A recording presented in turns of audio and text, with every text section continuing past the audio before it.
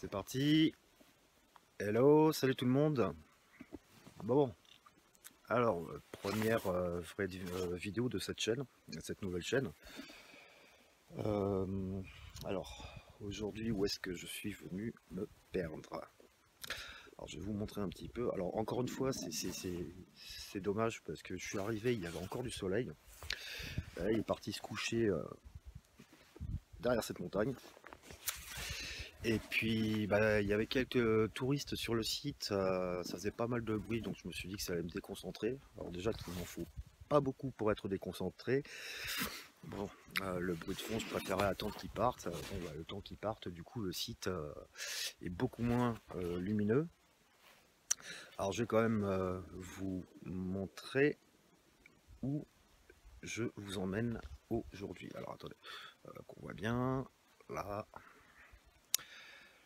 là, là, et voilà. Donc là, ici, on est à l'étang de l'Hers. On est à 1000... alors attendez, au niveau de l'étang, là, on doit être à 1500 mètres d'altitude. C'est vrai qu'il fait un peu frais, hein. Là, je suis bien couvert. Je suis parti de chez moi, encore, il faisait beau. Mais moi, je suis à 1000 mètres d'altitude. Et là, je suis à environ 20 minutes, peut-être un petit peu plus de route de chez moi. Bon, ben cette année, alors bon, encore une fois, décidément, il va falloir que je les fasse plus tôt mes vidéos, hein. Moi, si je veux avoir un peu de soleil, c'est vrai que j'oublie qu'il se couche assez vite en ce moment.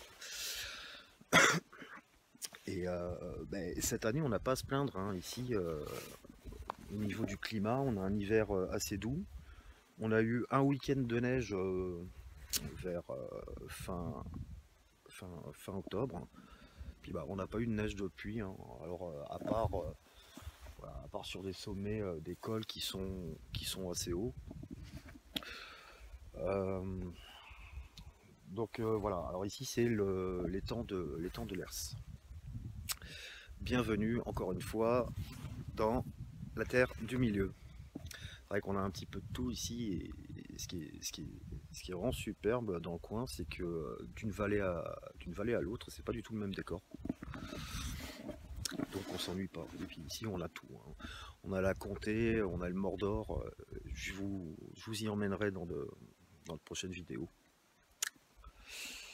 Et oui, alors au niveau du climat cette année, on n'a vraiment pas à se plaindre, hein, contrairement à l'an dernier où on s'est bien caillé, on a eu énormément de flotte, il faisait gris tout le temps. À un moment donné, les gens ne pouvaient plus. Il y a même un troquet dans le village du coin où souvent ils organisaient des soirées à thème, et puis à un moment donné, tout le monde en avait marre parce qu'il n'arrêtait pas de flotter, et ils avaient organisé une soirée, il y en a marre de la pluie. Donc moi je l'avais répondu sur Facebook, s'il pleut, je viens pas. Ouais. Alors, bah, il y a un truc qui a changé là, hein, aussi cette année. Depuis fin juin, on a quasiment, enfin tout cet été, ben, en fait, en tout cas dans mon coin, on n'avait plus de chemtrail, plus d'épandage. Alors, on va parler un petit peu de ça aujourd'hui. Et on a eu un superbe été. On a eu un superbe été, on a eu un été indien aussi. Euh, bah là, encore hier, on avait un soleil magnifique. Aujourd'hui, il faisait bon, il faisait doux. Cet été, alors ça faisait du bien, tu vois, parce que tu te lèves le matin et puis tu regardes au ciel, et puis tu n'as pas l'impression d'être qu'on t'enferme dans une matrice, que c'est la guerre, une guerre secrète contre les peuples. Euh, Hommage en passant à Claire Sévrac qui nous a quittés un peu prématurément, mais pas étonnant quand on voit le contenu de ces conférences et de ces livres. Alors si cet été à un moment donné, alors je sais pas si c'est lié, on a eu une journée de gros épandages, et puis c'était le jour où on devait avoir une pleine lune, une lune rouge. Bon, je sais pas si c'est lié, hein, je m'intéresse pas forcément à ce type de connexion, c'est un peu un coup à se perdre. Et puis les épandages, ça a recommencé un petit peu à partir de septembre. Mais on en a pas eu tant que ça. Et puis bah là, on a un hiver tel que je les ai régulièrement connus ici. Donc on est assez tranquille. Alors les chemtrails, je vois que commence à y avoir une ouverture de conscience sur le sujet.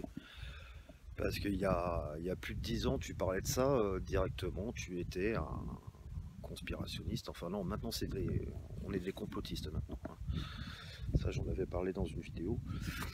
Et, euh, et puis bon, bah, petit à petit, bon, alors déjà, les mecs, les collègues, là, les potes de ma génération, je pense qu'ils ont un petit problème de mémoire. Rappelez-vous le ciel qu'on avait quand on était gamin, on avait un ciel bleu, on avait de vrais nuages sur lesquels on pouvait fantasmer et s'imaginer voir un petit peu tout ce qu'on voulait. On adorait ça quand on était gosse. Bon, maintenant, des années après, c'est devenu un dôme en mode Highlander 2. Alors je sais pas si vous aviez vu ce film qui n'avait pas eu trop de succès à l'époque et il était sorti en 90. Et donc je sais plus, c'est MacLeod, je crois qu'il s'appelait, euh, Christophe Lambert, qui se retrouve avec Sean Connery dans un futur proche et où ils sont sous un dôme, mais là un dôme carrément sombre, noir, euh, et où ils expliquent qu'en fait il y a un principe de ce qu'on appelle maintenant de la géo-ingénierie et qui les protégeait des rayons du soleil qui devenaient trop forts. J'avais été voir ce film au cinéma à l'époque, donc 90, je devais avoir 11 ans. Et direct, ça m'a parlé. Directement, ça m'a parlé, je me suis dit, oula, bon, je voyais un petit peu les avancées technologiques et je me disais que tôt ou tard, on allait certainement finir par, par se retrouver nous aussi sous un dôme, sous prétexte de régulation du climat. Et à l'époque, il y avait une sorte de climat de terreur où on nous faisait culpabiliser pour le réchauffement climatique et on nous parlait beaucoup du trou dans la couche d'ozone. Bah ça, il nous en parle plus. Alors, on ne sait pas ce qui s'est passé. Trou dans la couche d'ozone, il nous en parle plus. Le, donc, ce qui s'appelle la géo-ingénierie, le fait de faire des épandages comme ça. Alors maintenant, ils nous disent que, bah, pareil, c'est pour lutter contre le réchauffement climatique. Et on nous fait culpabiliser là-dessus, hein, en nous disant que c'est de notre faute, ce qui se passe actuellement sur Terre. Alors certes, on émet de la pollution, mais je dirais que la pollution qu'on émet le plus, elle est spirituelle, hein. C'est à cause des programmes, elle est émotionnelle parce que la Terre réagit par rapport à tout ça. Et même s'il est question de certains cycles, hein, où il y a certains événements climatiques et géologiques qui se reproduisent, et que là on est en plein dans un cycle, une période de transition à tous les niveaux. Donc là maintenant c'est par rapport à l'activité solaire, et par rapport à l'activité solaire, donc il nous protège. Il nous protège du réchauffement climatique. Ça, c'est ce qu'on nous vend. Donc, pour ceux qui pensent toujours que les chemtrails, c'est relatif à une théorie du complot, je vous conseille de vous renseigner sur ce directeur du CNRS qui a fait plusieurs vidéos en expliquant ce qu'était la géo-ingénierie. Alors, il a fait une première vidéo qui durait à peu près 8 minutes.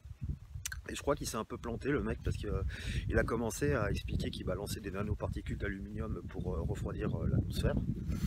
Et après j'ai vu qu'il avait fait d'autres vidéos où il avait rectifié le tir, il parlait plus d'aluminium. dû se faire gronder.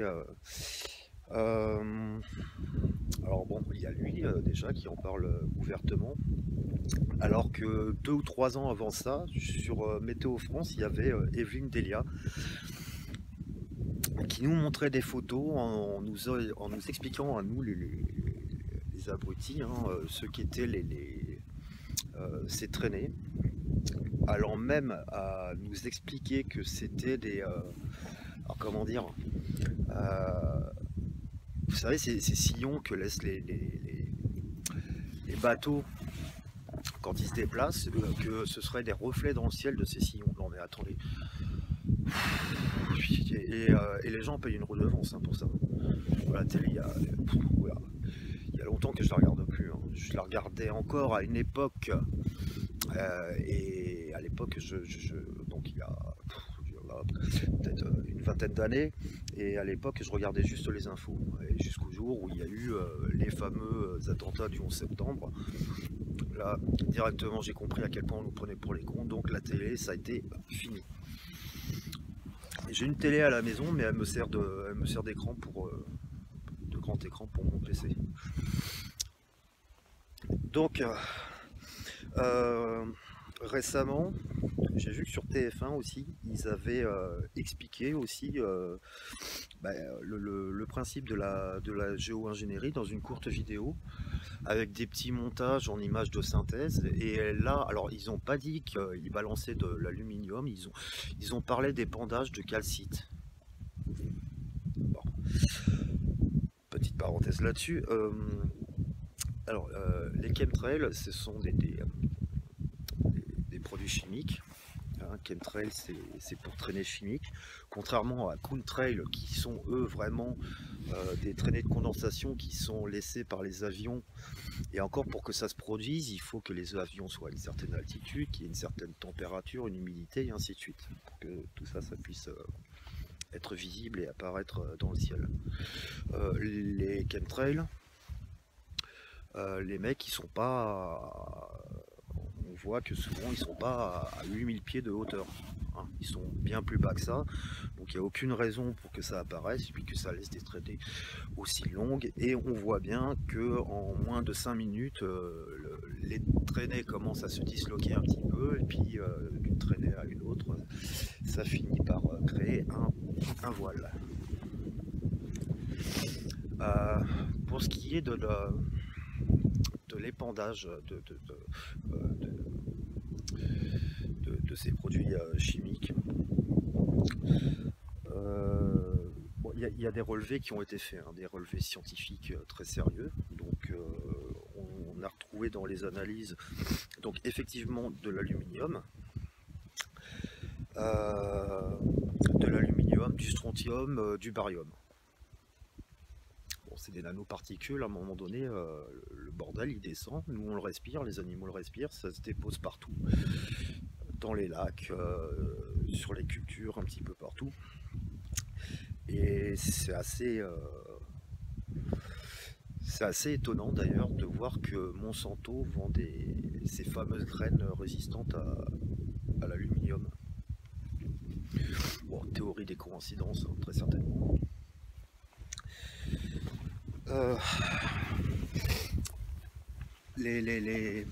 Pour ce qu'on peut retrouver, une fois, je me rappelle, j'étais dans la région, c'était il y a un peu plus de 2 ans, et on a eu des épandages vraiment massifs.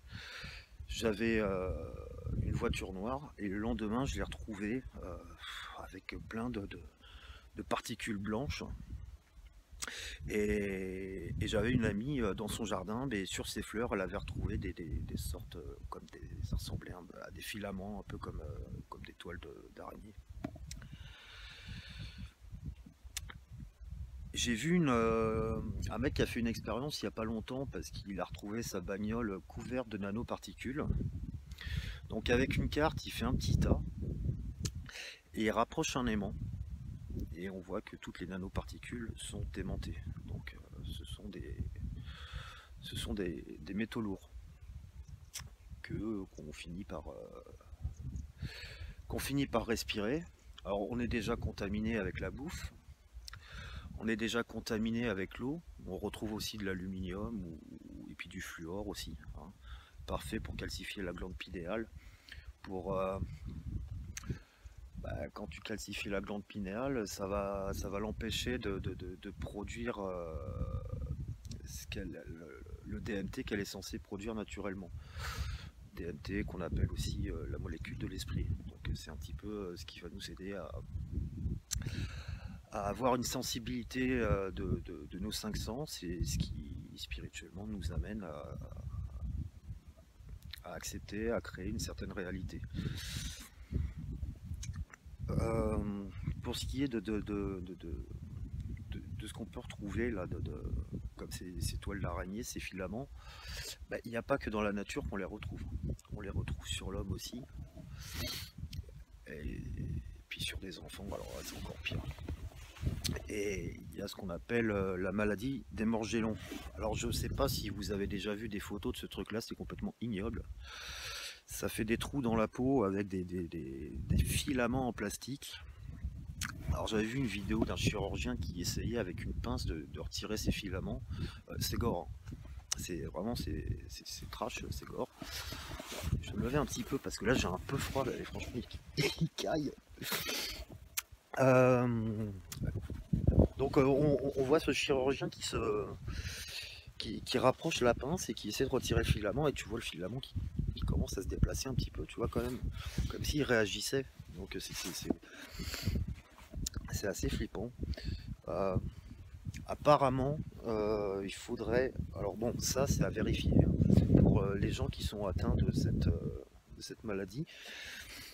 Il faudrait prendre des bains de bicarbonate de soude, et puis on a les filaments qui se tirent. Alors, si vous cherchez sur la maladie des morgellons, que vous regardez des photos, hein, vous allez voir, on dirait effectivement, ça ressemble à des filaments incrustés dans la peau, on dirait comme du plastique blanc. Et à ce propos-là, on dit, mais comment le corps peut finir par avoir ce type de réaction? Donc il y a une expérience pareil, scientifique, qui a été réalisée, où on voit un gars qui mélange un petit peu d'aluminium sur une goutte de mercure. Et là on voit la réaction chimique. Et ça te fait un espèce de truc en plastoc bourré de filaments qui se développe comme ça, tout blanc. Donc c'est vraiment très très proche de la maladie des morgellons. Donc vu qu'on a déjà de l'aluminium qui est balancé, ça y est, il commence à faire de plus en plus sombre. Super. Vu qu'on a déjà de l'aluminium qui est balancé par le biais de ces épandages, et qu'on retrouve aussi du mercure dans les vaccins. Il n'y en a pas beaucoup, mais il y a du mercure dans les vaccins. Ça je vous le signe. D'ailleurs, c'est même marqué sur les boîtes, hein, ou sur les notices. Mais ils n'appellent pas ça mercure, hein. Il y a un nom pharmaceutique, scientifique, imprononçable, genre de truc dont tu as du mal à te ramener. Mais bon, on a tout devant nous, hein. Donc, effectivement, l'association des deux, hein, à un moment donné, ça pourrait expliquer la réaction du corps et le développement de cette maladie ignoble. Petite parenthèse sur les vaccins, avec toutes les merdes qu'ils mettent là-dedans. Donc déjà là, depuis début 2018, hein, c'est 11 vaccins obligatoires pour les gosses. Alors, ils commencent un petit peu à nous emmerder avec leur chiffre 11 là, tout le temps, hein, 11 comme le 11 septembre, ou comme le 11 mars pour l'attentat de Fukushima.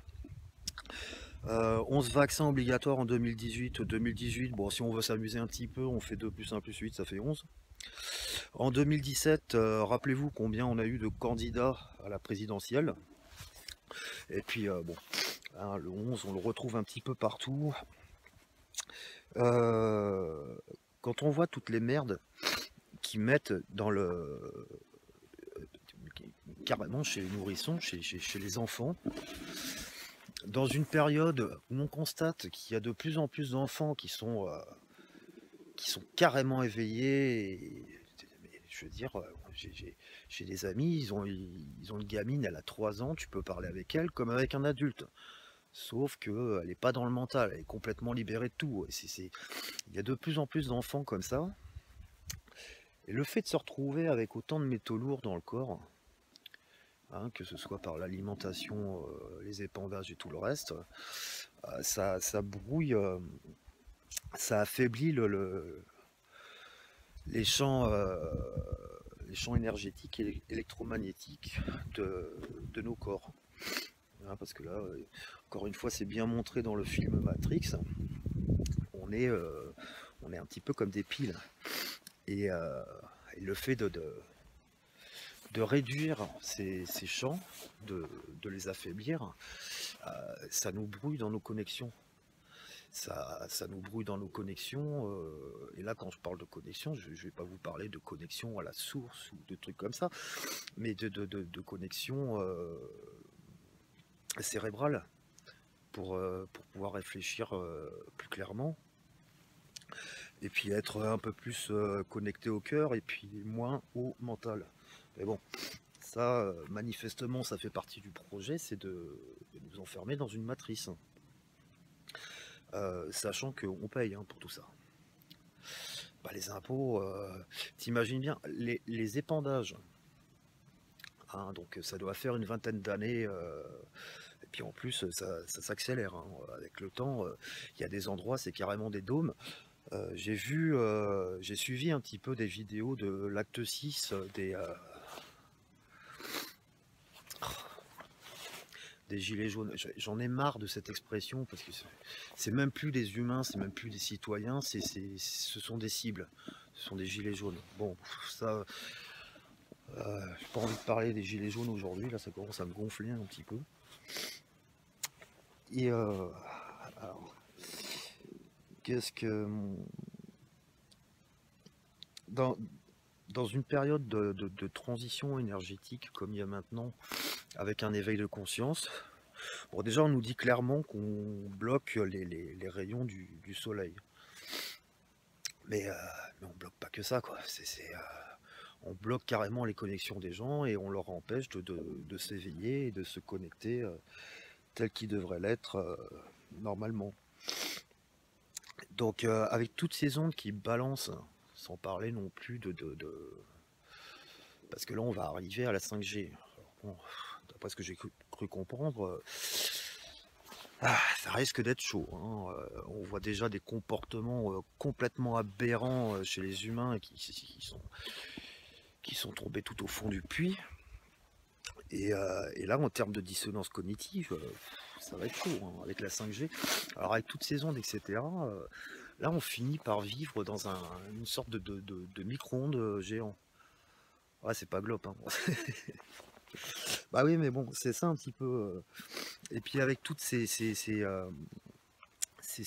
particules qui balancent aussi, eh bien, ça peut permettre de générer aussi certains effets spéciaux et de prendre le ciel à partie comme un grand écran, et puis de faire apparaître certaines choses. Alors ça, c'est un peu plus relatif à ce qu'on appelle le projet Bluebeam. Je ferai une vidéo spéciale là-dessus parce que bon, il y a pas mal de médisance, et le projet Bluebeam, c'est pas forcément la version que nous avait divulgué Serge Monast, paix à son âme, hein, qui lui aussi, après avoir divulgué certaines choses, un journaliste canadien qui nous a quittés prématurément. Donc le projet Bluebeam, c'est pas juste une histoire de faire apparaître des hologrammes dans le ciel, ça va beaucoup plus loin que ça. On fera une vidéo là-dessus. Bon, petite vidéo improvisée donc pour parler vite fait un petit peu de ces histoires d'épandage et puis de ce que ça génère. Alors, il y a une transition, il y a une transformation en ce moment, la Terre bouge, hein. La Terre bouge, et puis il y a des plaques tectoniques qui commencent à montrer des signes alarmants. Et ça pareil, on fera une vidéo un peu plus approfondie sur les changements climatiques. Alors, effectivement, en ce moment, ça bouge. Il y a des bouleversements géologiques et climatiques qui sont naturels, et il y en a d'autres qui ne le sont pas du tout. Donc là, il peut y avoir un lien de cause à effet, justement, avec ces épandages. Bon, voilà, petite vidéo vite fait improvisée. Donc là, il commence à faire nuit. Voilà, bon, on a un ciel encore assez bleu par là-bas. Bon, ben je vais reprendre la route.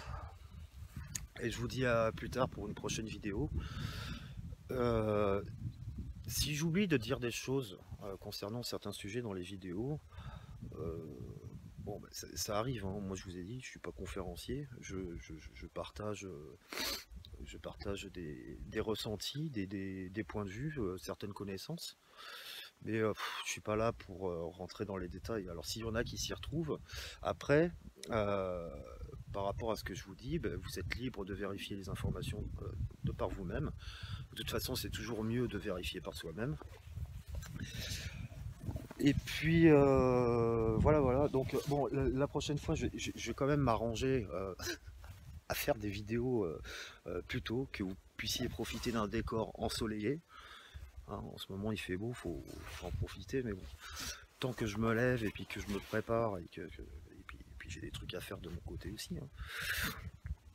Donc voilà un petit peu pour cette vidéo. Je vous dis à bientôt pour une prochaine. Merci d'avoir suivi. N'hésitez pas dans les commentaires à dire ce que vous en pensez. Pour ce qui est des critiques, si c'est constructif, je veux bien. Si jamais je tombe sur des attaques, des trucs comme ça, je vais pas perdre mon temps. Hein. Je ne perdrai pas mon temps à répondre. Le débat, c'est pas mon délire. Je veux bien partager certaines choses comme ça, faire des petites vidéos vite fait sympathiques, mais